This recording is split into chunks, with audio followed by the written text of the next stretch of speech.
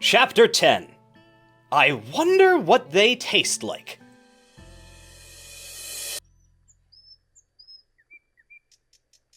Well, that was pretty fucking stupid. Falling asleep here is just asking for trouble. Nodding off like that, underneath an arboreal ambulator? Who knows what could have happened? Yeah, alright. Get off my case about it already. It's not like I did it on purpose. We're just lucky there isn't any wind at the moment. I've established that this is why they move. The ambulators are plants in the strict sense, but exhibit locomotive behavior due to their unique construction. The main body of the plant consists of a network of hollow tube-like growths through which air may travel. These networks are so sophisticated that the shifting pressure inside the trunk and branches can cause the entire plant to uproot itself and begin walking, provided the conditions are right. This process, while majestic, can have drastic effects on the plant's surroundings. The constant shifting of the soil creates large crevices and ravines almost instantly, redirecting water courses and altering the landscape over and over with each stride. Oh? What have we here?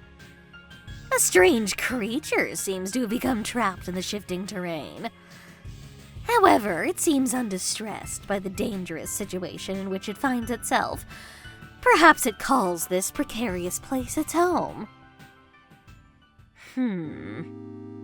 It seems my investigation of this bizarre planet has only just begun.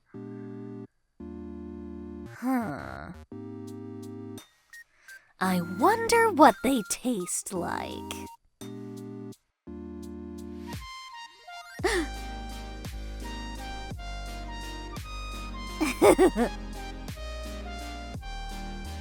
Ooh.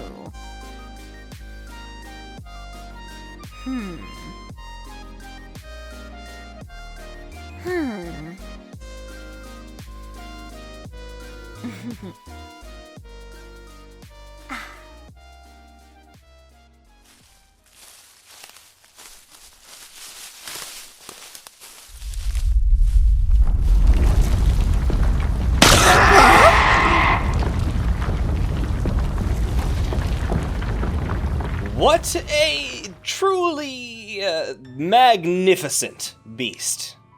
A chill falls over Terezi, draping her in shadows. The monster rears its gelatinous bulk up over her and unleashes a noise from its cavernous mouth that can only really be described as a squelch.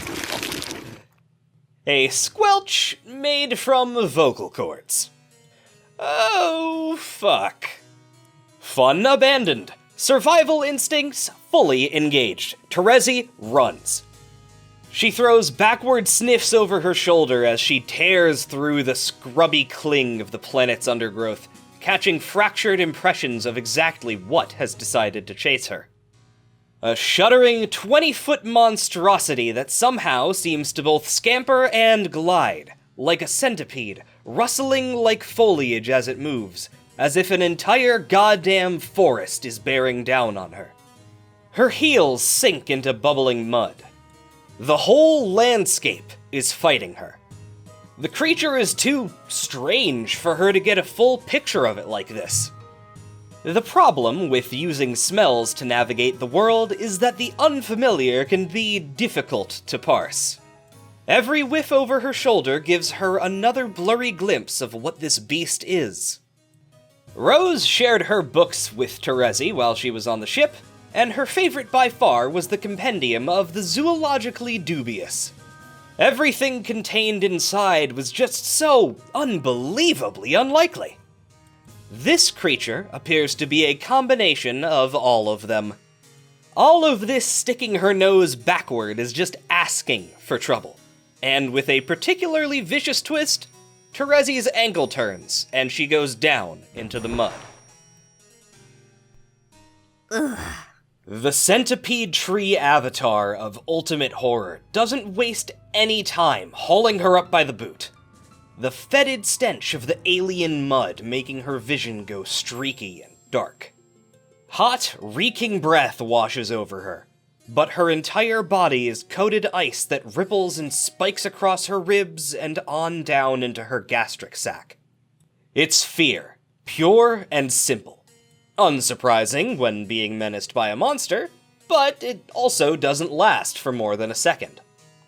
A cold flame that instantly burns itself out, and all of a sudden she is just deeply, impossibly, indescribably tired. Down to her bones. Honestly, she really has no right to feel this fatigue. This crushing embrace of endless struggle. Terezi Pyrope has not had an easy life by anyone's standards. But so much of her 13 or so sweeps has just been standing still. Waiting. Huddling blind and half dead in her recuperacune. The soaper burning the hideous mess that the sun has left her eyes, alight with a hatred so layered and intense that she couldn't make sense of it. It was horrifying, that pain or fury, but also, admittedly, very boring. Then there were the sweeps on the meteor, the endless, gelatinous stretches of time in the chaos of the outer ring, searching for Vriska, ostensibly, but also maybe just for a chance to dry up, to disappear, go extinct. Terezi doesn't know if it's an attribute of her aspect or the sheer psychic damage of spending so long in the company of two humans with god complexes. Maybe it's just an inherited symptom of being conscious. But sometimes it feels like none of them are going to get out of this, alive or dead. A truncated version of all of this races through Terezi's head as the monster lifts her towards its gaping mouth, hot, hideous strands of drool hitting her face. Stop. She doesn't hear the words exactly. She more gets the impression that they are being said, hanging in the air around her like sound effects in a comic book. Stop. The monster freezes in place, and so does Terezi, although she can tell that the words aren't for her. It's still alive, she can feel it breathing, but it is absolutely unable to disobey the word. With some undignified squirming, Terezi manages to get a hand in the pocket of her coat. This sucks. Don't struggle. It will only make it more likely to attack. How do you know that? Are you in some sort of hideous pan-melt psychic communication with this towering monstrosity? Is this an extension of your ravaged psyche, Lalonde? Am I in fact currently being held in your very tentacles? I am devastated to report that those are really more vines than tentacles. And even worse, they aren't mine. I'm holding the creature with a terminal we have at our disposal in the lab, but as I am sure you can recall from your brief tenure as Dave's patron, those commands can be overruled. So I think it would be best to just behave the same way you would with any wild animal, and make as few moves as you can, as slowly as you can make them. Your tentacle dreams will be forced to remain the stuff of fantasy for now. What do you mean, patron? The human you took it upon yourself to troll. The one of us you chose to enact your revenge on. I never really thought of it like that. We were all trolling you. Well, most of us were. Solix did not give a shit, and Aradia was dead most of the time. Tavros and Equius tried, but they were pretty horrible at it. Now that I think about it, I guess we did sort of play favorites. Dave and I had a lot in common back then, or at least I felt like we did. As I have come to understand it, for a while at least, we were all being steered in the right direction by a debatably benevolent force. One imposed on us by the game itself, even if we had yet to enter it. You don't believe me? No, I do. It sounds incredibly dumb and unlikely, but so does everything else that happens to any of us. So you are doing the same things to these creatures that some other creatures did to you and your friends. I suppose that is a fair assessment. Although we were not our own creators. It was John who... I hate to break up the recap episode, but we need to deal with this situation before it gets out of hand. Specifically, the giant hand that is currently wrapped around Terezi. Is that a hand? It doesn't look like a hand. I thought it was vines. And how are you here anyway? I have administrative privileges. You have administrative privileges to my palm husk? Yes. Don't let it get to you. My father has a habit of appearing in places he's not wanted. But you were saying? I was saying that we should get Terezi down from there before continuing our mining of the core themes in our personal narratives. Of course. I'll take care of it. Appreciate it. Ugh.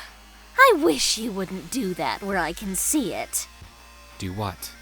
That thing where you get people who are not me to do whatever it is you want them to do. Mind control. I have never engaged in mind control. I don't think any human is capable of it. What I do is completely different. Okay. But does that actually matter if it just has the same results that mind control would have? Have you considered that, Mr. Thought Experiment? I have, actually. And if you want to talk about it, we absolutely can. And not just that. Whatever you want. I've got nothing but time. Okay, let's talk then. Let's start with... The ambient stop that has been hanging in the air releases. Terezi lets out a shuddering breath. She doesn't think she's been holding it in the whole time, but then again, she hadn't really been paying attention. Her feet touch the muddy ground, squelching between her left toes. She lost both boot and sock on her mad scamper. What the fuck is going on? You can make more boots. I'm not talking about the boots, Nook Breath. I mean the menagerie from hell. Well, we've encountered a couple bumps along the road. You don't say. Whatever gave you that impression, Strider? The fact that I was one solitary glance nugget away from having my head nommed off?